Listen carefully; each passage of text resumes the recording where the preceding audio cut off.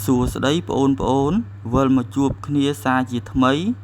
វីដេអូថ្ងៃនេះយើងនឹងមករៀនវិធីគុណងាយឥឡូវចូលមើលលំហាត់ទាំង10ក្នុងតារាងរួចយើងទៅគណនាតោះចាប់ផ្ដើមលំហាត់ទី1 3គុណនឹងប៉ុន្មានស្មើ12មកតេស្តផ្លោក12តើមាន3ប៉ុន្មានដងយើងមករាប់ជាមួយគ្នា1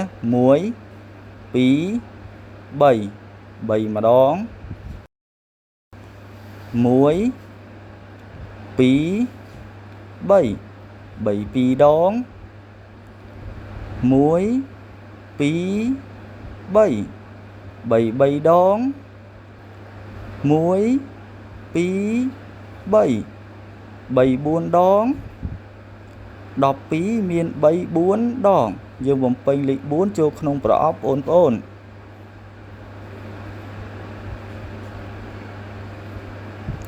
តោះដល់លំហាត់ទី2ប៉ុន្មានគុណនឹង4ស្មើ16មើលដំឡូង16មាន4ប៉ុន្មានដង1 2 3 4 4ម្ដង1 2 3 4 4 2ដង1 2 3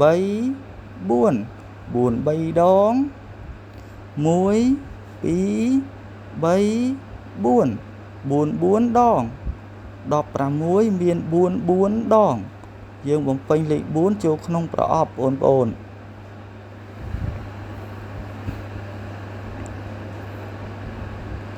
តោះចូលដល់លំហាត់ទី3 20គុណនឹង1ស្មើប៉ុន្មាន20ម្ដងនៅតែ20ដដែរយើងសរសេរលេខ20ចូលក្នុងប្រអប់ចំឡើយ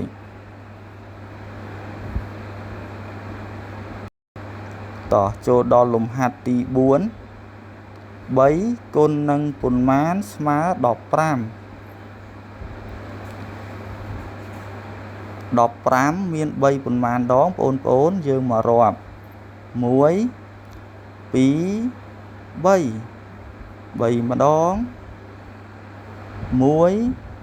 2 3 3 2ដង1 2 3 3 3ដង1 2 3 3 4ដង1 2 3 3 5ដង15មាន3 5ដងបងប្អូនបំពេញលេខ5ចូលក្នុងប្រអប់តោះចូលដល់លំហាត់ទី5 4គុណនឹង3ស្មើប៉ុន្មាន4ជំនួសដោយពោត4ផ្លែ3ជំនួសដោយថាស3តោះយើងយកពោត4មកដាក់លើថាស1 4ម្ដង4 2ដង4 3ដង4 3ដងស្មើ12សរសេរលេខ12ចូលក្នុងប្រអប់ចម្លើយបងប្អូន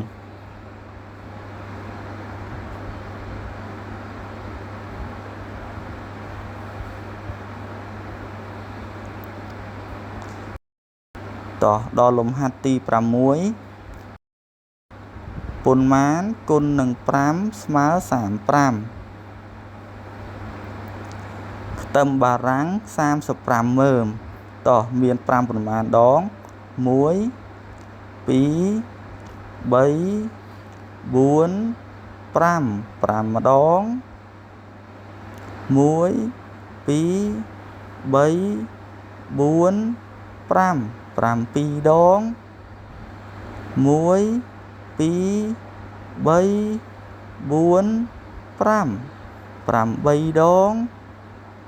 1 2 3 4 5 9ដង1 2 3 4 5 5ដង1 2 3 4 5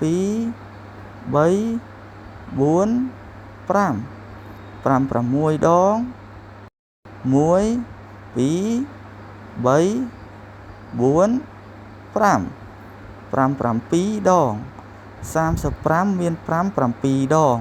បងប្អូនបំពេញលេខ7ចូលក្នុងប្រអប់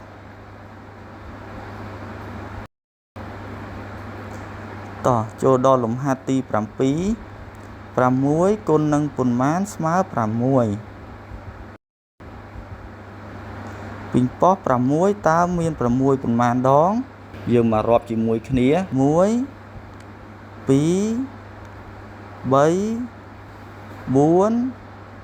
5 6 មាន6 1ដងបងប្អូនបំពេញលេខ1ចូលក្នុងប្រអប់តោះដល់លំហាត់ទី8 5គុណនឹង6ស្មើប៉ុន្មាន5ជំនួសដោយខាត់ណា5 6ជំនួសដោយថាស6ខាត់ណា5ដាក់លើថាស1 5ម្ដង5 7ដង10 8ដង15 9ដង20 55ដង25 56ដង30 5គុណនឹង6ស្មើ30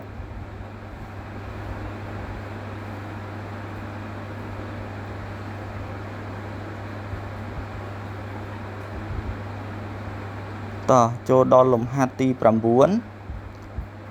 ន្មានគុណនឹង3ស្មើ9តោះបងប្អូនមកមើល9មាន3ប៉ុន្មានដងយើងមករាប់ជាមួយគ្នា1 2 3 3ម្ដង1 2 3 3 2ដង1 2 3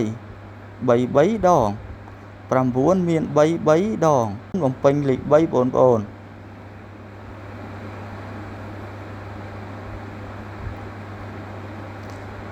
តោះឥឡូវចូលលំហាត់ចុងក្រោយលំហាត់ទី10 12គុណនឹងប៉ុន្មានស្មើ24ម្នាស់24ផ្លែមាន12ប៉ុន្មានដងបងប្អូនរាប់2 4 6 8 10 12 12ដងរាប់ទៀត2 4 6 8 10 12 2ដងបងប្អូនបំពេញលេខ2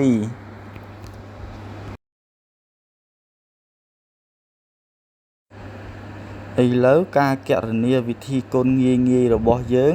គឺបានធ្វើរួចរាល់ហើយសម្រាប់លំហាត់ទាំង10នេះជាចុងក្រោយបងប្អូនកុំភ្លេច Subscribe Channel បងផងជួបគ្នាវីដេអូក្រោយ